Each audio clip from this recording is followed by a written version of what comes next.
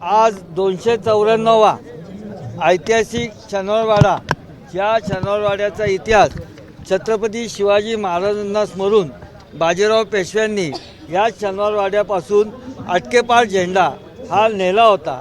आज त्याचा 294वा वाढदिवस दिन आहे।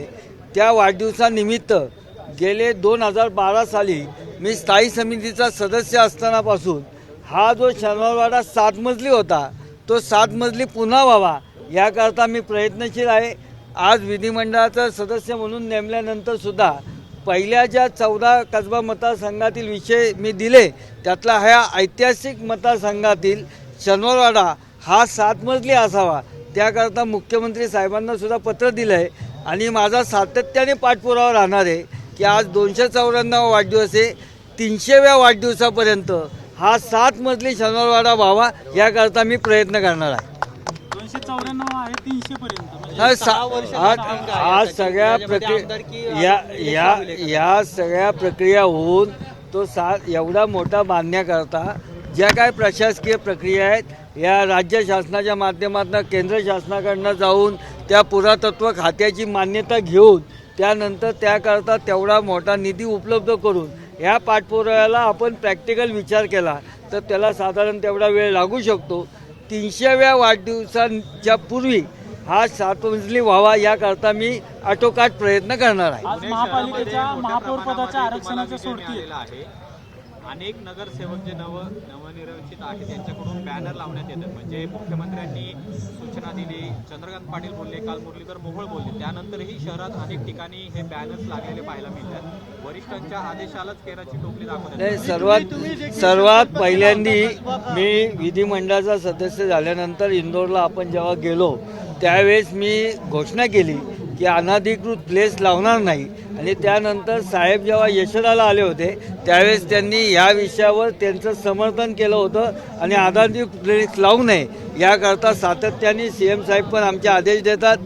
या सर्व परिस्थितीमध्ये आपल्या माध्यमातून मी आमच्या सगळ्या नगरसेवकांना एक विनंती करू इच्छितो की आपल्याला जो आपल्या राज्याचे नेते मुख्यमंत्री देवेंद्र भाऊ फडणवीस ते आज गेली 4 दिवस दावोसच्या दौऱ्यावर आहेत।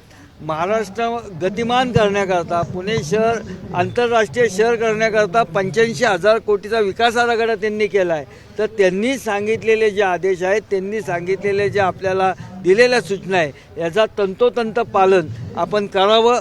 ह्या पुढील काळात आम्ही त्याच्यावर सातत्याने लक्ष ठेवू आणि अनधिकृत फ्लेक्स या आम्ही कसबा मतदारसंघापुरता आधी सांगितलं होतं, परंतु संपूर्ण पुणे शहरात लागणार नाही याकरता आम्ही जास्तीत जास्त प्रयत्न करू।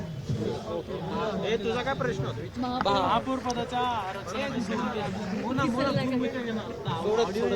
आता ती सोडत 12 वाजता आहे, ज्यावेळेस 29 महापालिकेच्या महापौर पदाच्या आरक्षणाची सोडत होईल।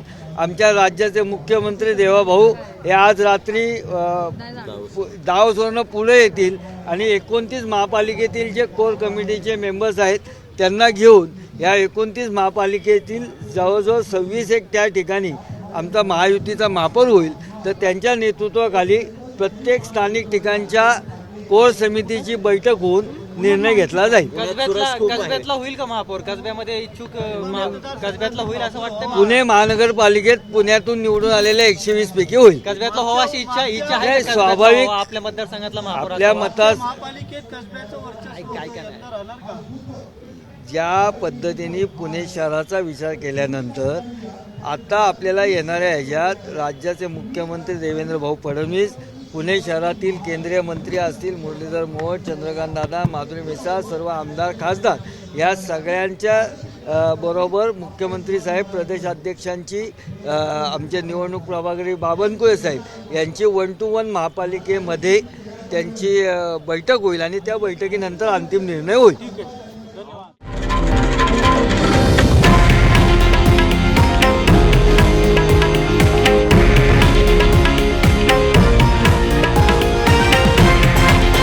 हे आहे देशातील नंबर 1 न्यूज नेटवर्क आणि आपण पाहत आहात TV9 मराठी, एकमेव।